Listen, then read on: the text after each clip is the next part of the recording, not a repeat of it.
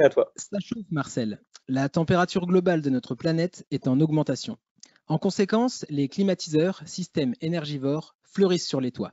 Ces installations ont pourtant un impact environnemental considérable. En parallèle, la construction en bois se développe. C'est un système constructif qui présente de nombreux avantages, malgré une inertie thermique assez faible, problématique pour le confort d'été. C'est dans ce contexte que j'ai décidé d'agir. J'ai conçu le plancher en bois de haute inertie thermique.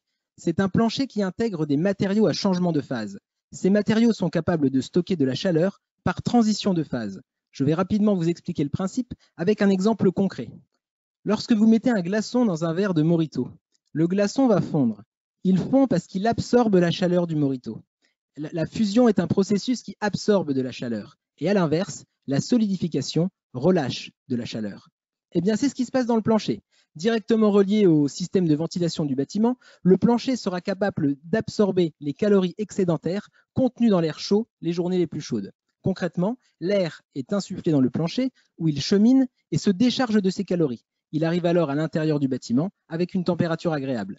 Et puis la nuit, il est nécessaire de décharger ces calories. Grâce à la fraîcheur nocturne, on va solidifier le matériau afin qu'il puisse refaire son office le lendemain.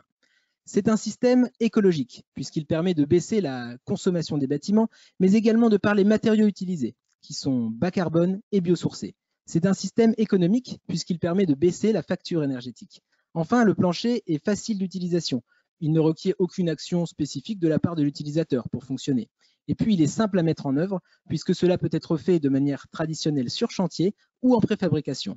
Enfin, le plancher aura un impact social, puisqu'il permettra au plus grand nombre d'accéder à des bâtiments confortables, même dans un contexte où les étés se réchauffent. Si je suis bien placé pour vous parler du sujet, c'est que j'ai réalisé ma thèse de doctorat sur les matériaux à changement de phase.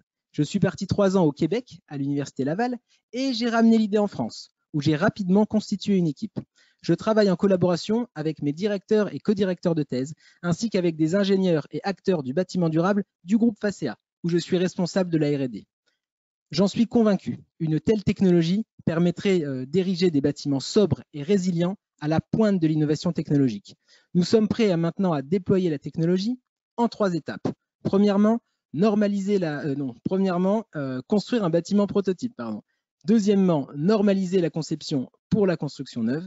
Et troisièmement, décliner la technologie en rénovation et équiper des milliards de mètres carrés déjà existants. La sobriété énergétique, ce n'est pas, comme c'est parfois décrié, la sobriété, ce n'est pas le retour à la bougie. En fait, c'est l'inverse. C'est agir de manière raisonnée afin d'éviter un retour forcé à la bougie. Alors, serez-vous de la partie? Merci.